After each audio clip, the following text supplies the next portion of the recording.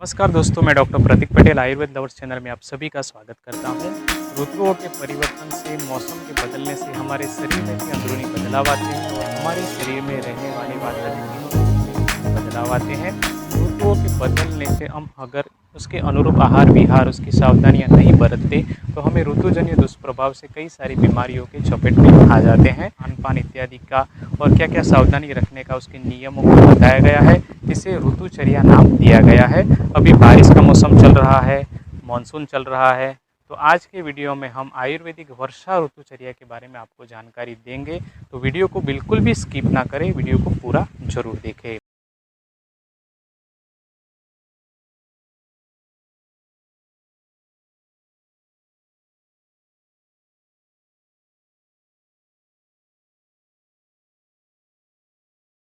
साल को दो भागों में विभाजित किया गया है, आदान काल और विसर्ग काल। आदान काल में सूर्य उत्तर दिशा की ओर गमन करता है। उसमें सूर्य की तेज किरणों से और रुक्ष तीक्ष्ण उष्ण वायु के कारण मनुष्य का स्नेहांश को वो हर लेती है। इस काल में मनुष्य का बल बहुत ही कम हो जाता है, उसकी जठराग्नि बहुत ही कम हो जाती है। आदान काल में शिशिर, वसंत और ग्रीष्म ऋतु आती है। इस काल में मनुष्य का बल धीरे धीरे कम होता चला जाता है। विसर्ग काल में सूर्य दक्षिण दिशा की ओर गमन करता है। इसमें चंद्रमा बलवान होता है। इस काल में मनुष्य का बल बढ़ता चला जाता है। इस काल में वर्षा, शरद और हेमंत ऋतु आती है।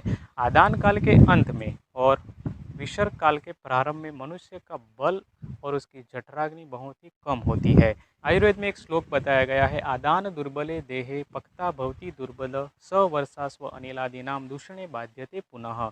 यानी आदान काल के प्रभाव के कारण जो उसका बल क्षीण हो गया है मनुष्य का, तो उसके आश्रित उसकी जठराग्नि भी बहुत ही दुर्बल हो जाती है। और वर्षा ऋतु के प्रभाव के कारण उसके वर्षा ऋतु में तीनों दोषों के प्रकोप के कारण वह जठराग्नि और भी दुर्बल हो जाती है। ग्रीष्म की तपी हुई भूमि पर वर्षा का जल पड़ने से वहाँ से भाप उठती है, बार बार बारिश होती है, जल अम्ल विपाकशील हो जाता है, तीनों दोषों का प्रकोप हो जाता है और हमारी जठराग्नि, डाइजेशन पावर वर्षा ऋतु में बहुत वीक हो जाता है। इसीलिए वर्षा ऋतु में तीनों दोषों को समन करने वाली चिकित्सा दी जाती है और अग्नि को प्रदीप्त करे, डाइजेशन पावर इंप्रूव हो, ऐसी चिकित्सा साधारणतः दी जाती है। वर्षा ऋतु में हमें क्या नहीं खाना चाहिए, क्या नहीं करना चाहिए, उसके ऊपर आयुर्वेद में एक श्लोक बताया है। उद्मंथम दिवास्वप्नम अवश्याय नदी जलम व्यायाम आतपम चैव व्यवाय च अत्र वर्जयेत। उद्मंथम यानी कि घोला हुआ सत्तू वर्षा ऋतु में उसका सेवन नहीं करना चाहिए। घोल वाले जो भी अन्य पदार्थ है, शरबत है, तरल पदार्थ है, इसका सेवन नहीं करना चाहिए, क्योंकि वर्षा ऋतु में हमारे शरीर में ऑलरेडी तरलता बहुत ज़्यादा बढ़ जाती है। दिवा स्वप्न यानी कि दिन में नहीं सोना चाहिए। दिन में सोने से कफ की वृद्धि होती है, जठराग्नि मान्यता होती है और वर्षा ऋतु में ऑलरेडी हमारा पाचन शक्ति वीक होती है।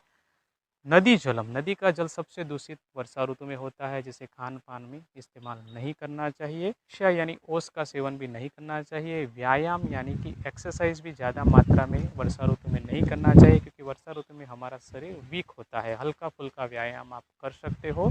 आतप का सेवन वर्षा ऋतु में नहीं करना चाहिए। आतप यानी कि ज़्यादा देर तक धूप में नहीं जाना चाहिए, क्योंकि वातावरण में नमी के कारण हमारी स्किन सॉफ्ट कोमल हो जाती है। धूप में ज़्यादा देर तक रहने से वो काली पड़ सकती है, उसका दुष्प्रभाव पड़ सकता है। व्यवहार यानी कि सेक्सुअल एक्टिविटी, हमारा शरीर वर्षा ऋतु में बहुत वीक होता है। अगर सेक्सुअल एक्टिविटी हम करने से, वीर्यक्षय शुक्रक्षय होने से हमें बहुत ज़्यादा क्षीणता, दुर्बलता आ सकती है।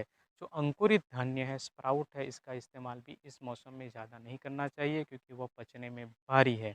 पत्तेदार सब्जियां हैं, पालक है, बथुआ, चौलाई, पत्ता गोभी, इसका इस्तेमाल ना करें।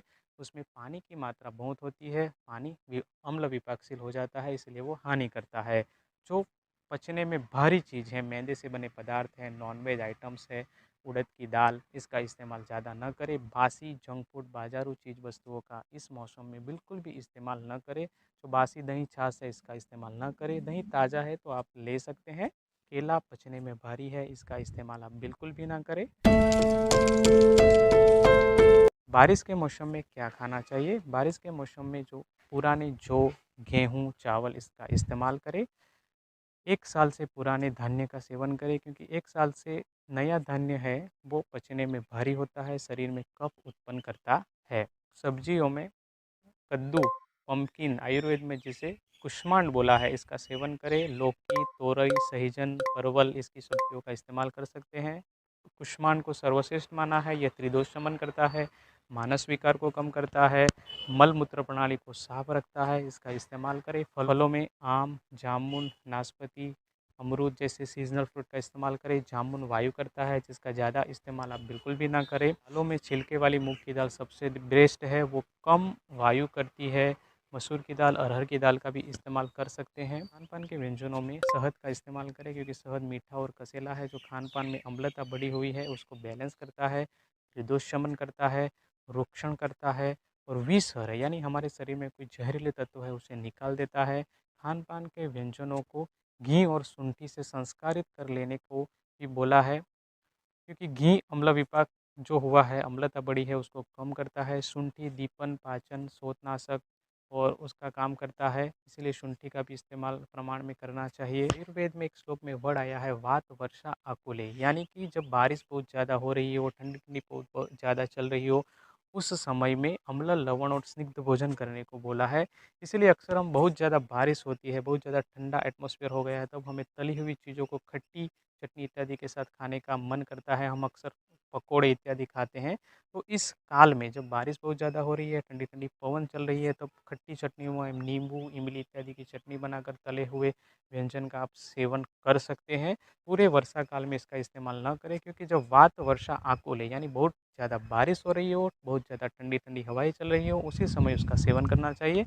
वो भी आप दिन के समय में करें, रात में इसका इस्तेमाल नहीं करें, नहीं तो आपको हानि कर सकता है। पीने के पानी के लिए महेंद्र जल का लेने को बोला है। महेंद्र जल यानी कि वर्षा का जल। 2-3 बारिश गिर जाने के बाद उचित मेथड से उसे कलेक्ट करके तप्त शीतलम यानी गर्म करके ठंडा करके इसका खान-पान के व्यंजनों में इस्तेमाल करना चाहिए। या आप कोई भी पानी ले रहे हो तो उसे आधा जल जाने तक उसको उबाल के ठंडा करके उसका इस्तेमाल करना चाहिए। नहाने के लिए मोटे तौलिए का इस्तेमाल करना चाहिए। उबटन, उद्वर्तन, सुगंधी लेप इत्यादि करना चाहिए। सुगंधी मालाओं को पहनना चाहिए। साफ-सुथरे वस्त्रों को पहनना चाहिए। नमी रहित स्थान पर, वृक्ष स्थान पर निवास करना चाहिए। इस प्रकार से आप वर्षा ऋतु में आपको केयर लेनी बहुत ही आवश्यक होती है। और शरद में चातुर्मास भी आता है, उसमें धर्म के आधार पर बहुत सारे उपवास बताए गए हैं, यानी कि फास्टिंग बताए गए हैं, क्योंकि इस सीज़न में हमारा डाइजेस्टिव पावर, हमारा अग्नि बहुत ही वीक हो जाती है। इसी कारण से आप इसमें फास्टिंग भी करते हो तो हमें अग्निमांद्यजन्य विकार नहीं हो पाते, आप उससे बच सकते हैं। इसीलिए आप उसमें अपनी ज़रूरत के हिसाब से, अपनी कैपेसिटी के अनुसार उपवास भी कर सकते हैं। मानसून के सीज़न में स्किन के डिसीज़ भी बहुत ज़्यादा देखने को मिलते हैं, क्योंकि एटमॉस्फेयर में बहुत ज़्यादा नमी रहती है और स्किन सूख नहीं पाती, इसीलिए दाद, खुजली, फंगल इन्फेक्शन बहुत सारे देखने को मिलते हैं। इसीलिए अपनी त्वचा को सूखी और साफ़ सुथरी रखने का प्रयास करें। मानसून के सीज़न में डाइजेस्टिव रिलेटेड डिसऑर्डर, पाचन संबंधी समस्या, स्किन के प्रॉब्लम और माखी मच्छरजन्य बुखार, डेंगू, मलेरिया अधिक देखने को मिलते हैं। तो इसके अनुरूप आप ज़रूर उसकी सावधानियां बरतें। वीडियो में दी गई जानकारी अगर आपको अच्छी लगी हो तो उसे लाइक और शेयर जरूर करें, और ऐसे ही वीडियोस देखने के लिए हमारे चैनल को जरूर सब्सक्राइब करें। जय आयुर्वेद, जय धन्वंतरी।